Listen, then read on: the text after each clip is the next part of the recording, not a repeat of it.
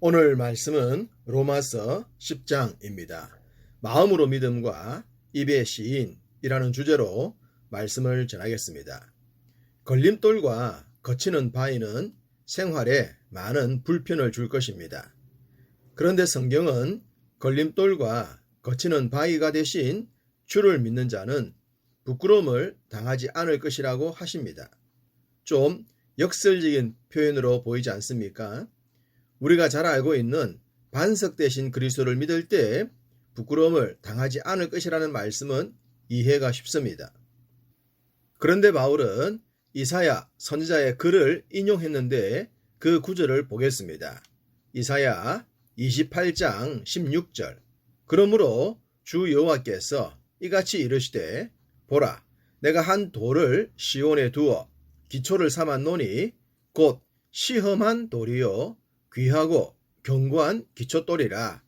그것을 믿는 이는 다급하게 되지 아니하리로다. 이사야는 시험한 돌이요 기초돌이라고 했습니다. 시험했다? 테스트를 마쳤다는 뜻입니다. 확실하게 보증할 수 있다는 말입니다. 사람들의 생각에 저 돌을 믿을 수 있을까? 라는 의문에 걱정할 이유가 없다는 겁니다. 왜냐하면 확실하게 테스트를 해서 안전하다는 진단을 받았기 때문입니다. 주님은 그만큼 확실한 분이시라고 합니다. 그런 주님이셨지만 유대인들은 그를 인정하지 않았습니다. 그를 메시아로 받아들일 수가 없었기 때문입니다. 자신들이 기대했던 정치적 메시아 때문입니다. 비유대인들은 이러한 자신만의 안경이 없었기 때문에 복음에 쉽게 접할 수가 있었죠. 반면 유대인들은 스스로 벗기 힘든 울타리에 매여 있었던 것입니다. 그런 유대인들을 보면서 바울의 마음은 늘 아팠습니다.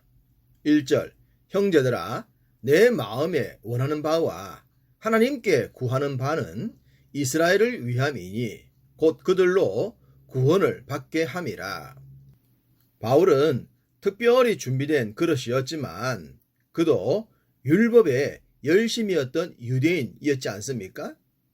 동일하게 유대인들이 자신처럼 된다면 세계복음화를 위한 큰 역사가 일어날 것을 바울은 알았습니다.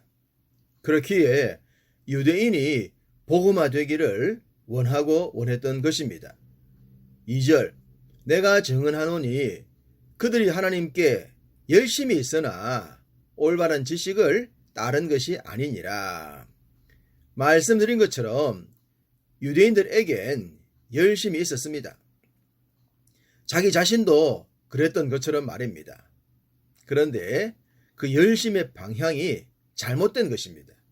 올바른 지식, 곧 예수가 그리스도시라는 지식이 없었습니다.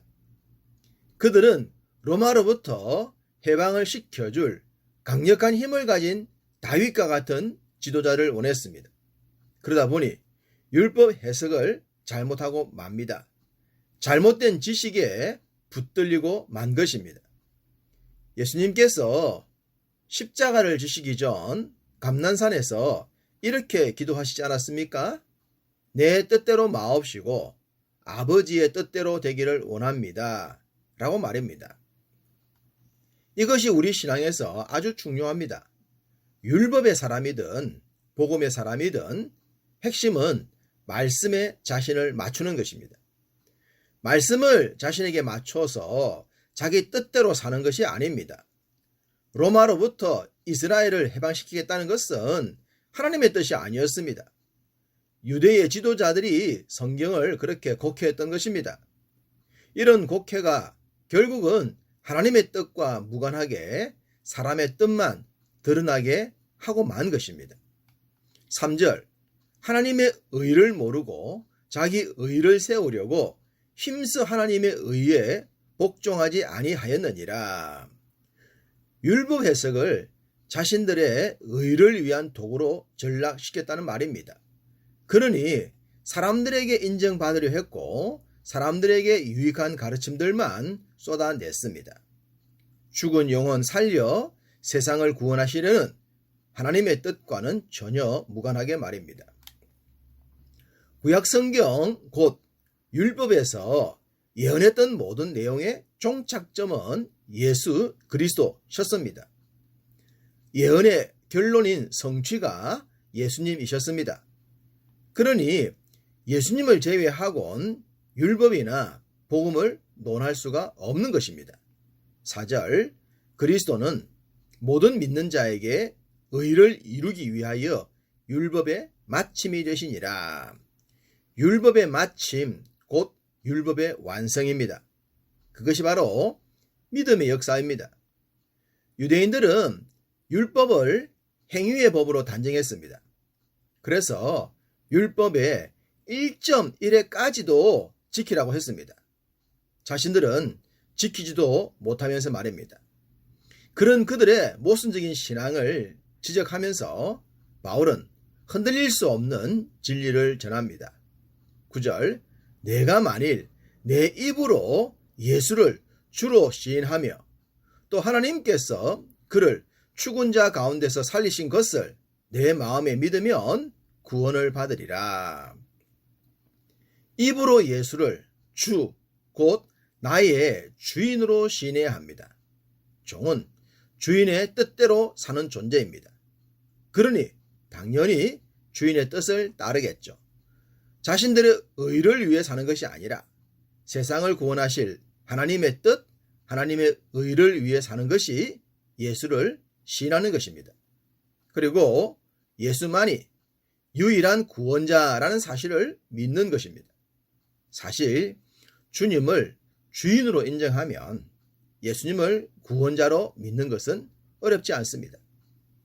사람이 주인을 바꾸는 것은 쉽지 않습니다. 아주 값비싼 물건, 너무 귀해서 구하기 힘든 물건, 오랫동안 간직했던 물건을 포기하기 쉽겠습니까? 그것보다 더 어려운 것이 내 인생의 주인을 바꾸는 것입니다. 당연히 어려울 수밖에 없습니다. 그런데 성령의 감동하심으로 그 은혜를 입게 되면 그리스도를 고백하지 않을 수가 없습니다. 지극히 당연한 수순으로 예수 그리스도를 믿어 하나님의 자녀가 되는 것입니다. 이러한 내용을 가장 잘 요약한 말씀이 10절입니다. 사람이 마음으로 믿어 의에 이르고 입으로 시인하여 구원에 이르느니라. 우리의 믿음은 마음에만 머물지 않아야 합니다. 시인하고 고백하는 수준까지 가야 합니다. 심정만 있고 물증이 없다는 말이지 않습니까? 내 입에서 정확하게 고백될 때 마음의 믿음이 완성됩니다. 그렇게 된 자들이 주님을 고백할 때 구원의 역사가 이루어지는 것이죠. 13절 누구든지 주의 이름을 부르는 자는 구원을 받으리라. 유대인들이 그렇게도 자랑했던 혈통주의와 율법주의의 의함이 아닙니다. 예수님을 주인으로 인정하고 구원자로 믿으며 삶 속에서 고백하는 신앙이 진정한 구원입니다. 삶 속에서의 고백은 삶으로 나타나는 복음이라고 하겠습니다. 자신의 고백을 지키기 위해서 고백에 합당한 삶을 살아갈 때 하나님의 나라가 이루어질 줄 믿습니다. 바울은 사람을 살리는 복음의 세계화를 위해 선교의 원리에 대해 말합니다. 14절과 15절을 요약하면 전도자를 파송하여 복음을 전하면 전해진 복음을 듣게 되고 들은 복음은 믿음을 가져오며 믿게 된 자들이 주님을 불러 고백하게 된다는 것입니다. 출발이 복음을 전하는 자입니다. 그래서 이들을 아름답도다 좋은 소식을 전하는 자라고 한 것입니다.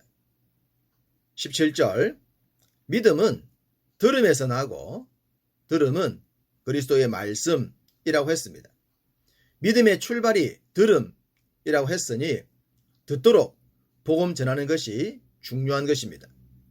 바울 자신이 모든 역경을 견디면서 복음 전도자가 된 이유도 여기에 있지 않겠습니까? 이스라엘 땅에서 시작된 작은 복음, 그러나 그 복음이 지금까지 세상을 살리고 있습니다. 그 복음이 우리에게도 왔습니다. 우리도 받은 복음을 전해야 할 줄 믿습니다. 오늘도 여러분의 삶과 고백이 복음 전파의 도구가 되어 생명 구원 역사에 귀하게 쓰임 받으시기를 주님의 이름으로 축복합니다.